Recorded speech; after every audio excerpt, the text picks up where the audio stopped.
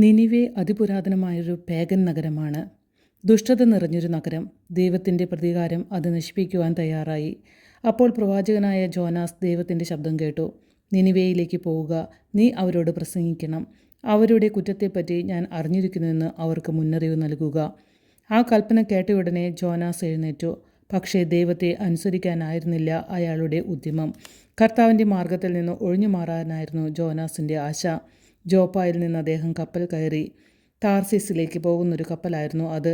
കിഴക്കോട്ട് നീങ്ങി നിനവിയിലെത്തുന്നതിന് പകരം കഴിയുന്നതും അവിടെ നിന്ന് അകന്ന് പടിഞ്ഞാറോട്ട് പോകാനായിരുന്നു അദ്ദേഹത്തിൻ്റെ ഉദ്ദേശം. കപ്പൽ കുറച്ചു ദൂരം പോയതേയുള്ളൂ. ഒരു ഉഗ്രൻ കാറ്റ് വീശി. ജോനാസ് ക്ഷീണിച്ചു കിടന്നുറങ്ങുകയായിരുന്നു.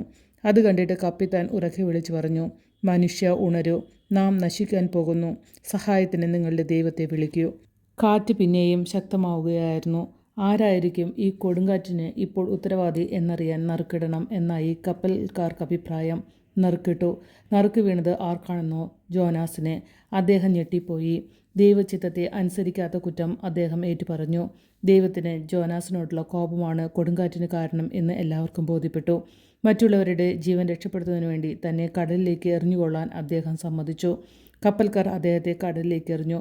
പെട്ടെന്ന് അന്തരീക്ഷം മാറി. കൊടുങ്കാറ്റ് നിന്നു. തണുത്ത ഇളം കാറ്റ് വീശി. കപ്പൽ ശരിക്ക് അതിൻ്റെ ക്രമത്തിനൊത്ത് നീങ്ങാൻ തുടങ്ങി.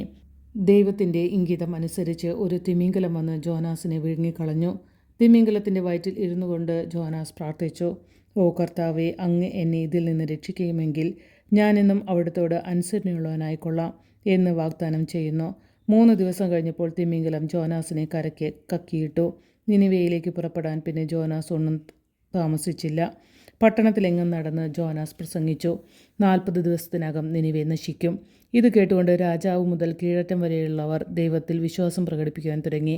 മനുഷ്യനും മൃഗത്തിനും ഉപവാസം പ്രഖ്യാപിക്കപ്പെട്ടു. രാജാവിൻ്റെ പ്രഖ്യാപനം നാട്ടൊടുക്ക് വിളംബരം ചെയ്തു. നമുക്ക് പ്രാർത്ഥിക്കുകയും പ്രായശ്ചിത്തം ചെയ്യുകയും ചെയ്യാം. കാരുണ്യവാനായ ദൈവം നമ്മോട് ക്ഷമിച്ചേക്കും. ദൈവം അവരുടെ പ്രാർത്ഥന കേട്ടു.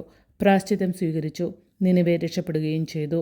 സംഭവ വികാസങ്ങളെപ്പറ്റി ജോനാസിന് ദേഷ്യവും അസ്വസ്ഥതയും ഉണ്ടായി. തന്നോട് ആവശ്യപ്പെട്ടതനുസരിച്ച് ദൈവത്തിൻ്റെ പ്രതികാരത്തെപ്പറ്റി അയാൾ പ്രസംഗിച്ചു. കാരുണ്യം പ്രത്യക്ഷപ്പെട്ട് കഴിഞ്ഞിരിക്കുന്നു. അദ്ദേഹം ഒരു മനുഷ്യനാണെന്നത് കണക്കിലെടുത്തുകൊണ്ട് ദൈവം പിന്നെയും ജോനാസിനോട് ക്ഷമ കാണിച്ചു. പട്ടണത്തിൻ്റെ കിഴക്ക് ഒരിടത്ത് പടർന്നു പന്തലിച്ചു നിന്നിരുന്ന ഒരു വള്ളിച്ചെടിയുടെ കീഴിൽ ചെന്നിരിക്കുവാൻ ദൈവം ജോനാസിനെ ഇടയാക്കി. ഒരു ദിവസം രാവിലെ അതിനൊരു പുഴുക്കുത്തേറ്റു. അതും ദൈവനിശ്ചയപ്രകാരം തന്നെയായിരുന്നു. എന്ത് സംഭവിച്ചെന്നോ? വള്ളികൾ ഉണങ്ങിപ്പോയി. ജോനാസ് വെയിലത്തായി. അദ്ദേഹം സഹിക്കാൻ വയ്യാതെ ഉറക്കെ കരഞ്ഞു. ജീവിക്കുന്നതിനേക്കാൾ ഭേദം ഞാൻ മരിക്കുകയാണ്.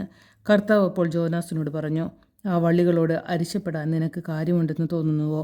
നീ അല്ലല്ലോ അത് നട്ടത്. നിനക്കതിനു വേണ്ടി ഒന്നും ചെയ്യേണ്ടി വന്നിട്ടില്ലല്ലോ. ഒരു രാത്രി കൊണ്ടുണ്ടായി വേറൊരു രാത്രി കൊണ്ട് വാടിപ്പോകുന്ന വള്ളികളല്ലേ അവ. എന്നാൽ നിനിവേയോ 1,20,000-ലേറെ ജനങ്ങളുള്ള വലിയൊരു നഗരമാണിത്. ഇടതും വലത്തും തിരിച്ചറിഞ്ഞുകൂടാത്ത മനുഷ്യർ. അതുപോലെ തന്നെ ഈ മൃഗങ്ങളും. ഞാൻ അവരെ രക്ഷിക്കേണ്ടേ? അതുകൊണ്ട് അവർക്ക് മാർഗനിർദ്ദേശം നൽകാൻ ഞാൻ നിന്നെ നിയോഗിച്ചിരിക്കുകയാണ്. നീ അവരെ നല്ല വഴിക്ക് തിരിക്കുക. അതാണ് നിന്റെ കർത്തവ്യം എന്ന് ദൈവം നിർദ്ദേശിച്ചു. ജോനാസ് അതനുസരിച്ച് പ്രവർത്തിച്ചു.